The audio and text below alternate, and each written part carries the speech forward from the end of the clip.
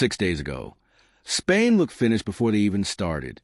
The European champions, one of the tournament favorites, walked into their World Cup opener against debutants Cape Verde and couldn't score.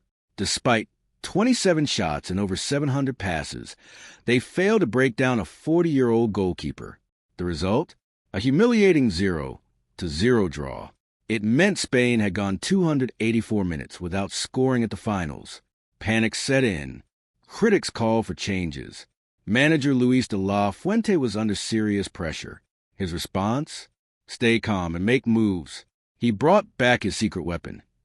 18-year-old sensation Lamine Yamal, who'd only managed a late cameo in the opener. This time, Yamal would start. What happened next was one of the most ruthless first halves in recent World Cup history. Just 10 minutes in, Yamal struck. He poked home Oyarzabal's low cross on a tight angle for his first ever World Cup goal on his first World Cup start. At just 18 years old, he became only the second teenager to score for Spain at a World Cup after Gavi in 2022. He's also one of the youngest players ever to score on a World Cup debut start. But Spain weren't done. Not even close. When Yamal's goal went in, Spain had already completed 39 passes in that single sequence, more than any other team managed at this tournament. The control was suffocating. Then came Mikel Oyarzabal's moment. Just 2 minutes after Yamal's goal, Oyarzabal poked home a scrappy second. He wasn't finished. Minutes later, he added a cushioned volley from close range for his second goal of the match. In barely 3 minutes, Oyarzabal had a brace.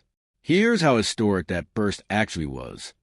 Spain became the first team since Germany's legendary 7-1 demolition of Brazil in 2014 to score 3 goals inside the opening 25 minutes of a World Cup match. Let that sink in. The last time anyone did this, it was one of the most infamous results in football history. And Oyarzabal nearly had a hat trick. 9 minutes before halftime, his outside-of-the-foot effort clipped the crossbar after a gifted opportunity from a poor Saudi back pass. So close to an even bigger humiliation. The stats back up just how dominant this was.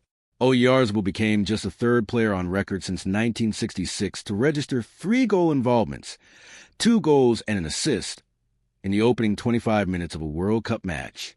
With the job essentially done, de la Fuente made a smart call, substituting both Yamal and Oyarzabal at halftime, protecting his 2 best players for the tougher test still ahead in this tournament. Spain didn't slow down completely, though. 4 minutes after the restart, a Marc Cucurella shot was saved, but the rebound cruelly deflected off Saudi defender Hassan Al-Tambakti and into his own net. 4-0. Late in the match, Spain nearly added a 5th. Ferran Torres turned home a cross, but after a lengthy VAR review, the goal was ruled out for offside. The final numbers tell the real story. Spain finished with 22 shots and 67% possession. Compare that to their toothless performance against Cape Verde. And this looked like a completely different team. So what does this mean going forward? Spain moved top of Group H after 2 matches, and they did it while resting their 2 best attackers for half the game. That's not just a win. That's a statement that the real Spain has arrived. The question now is simple. Was the Cape Verde result a fluke, or is Saudi Arabia simply that much weaker? We'll find out soon enough, because Spain's toughest test in this group is still coming. For now, one thing is clear. If Yamal and Oyarzabal keep playing like this, Spain just became one of the scariest teams left in this tournament. Comment Yamal if you think he's the future of Spanish football. Comment Oyarzabal if that finishing masterclass impressed you more. And let me know, are Spain genuine title contenders now, or was this just a one-off against a weak opponent?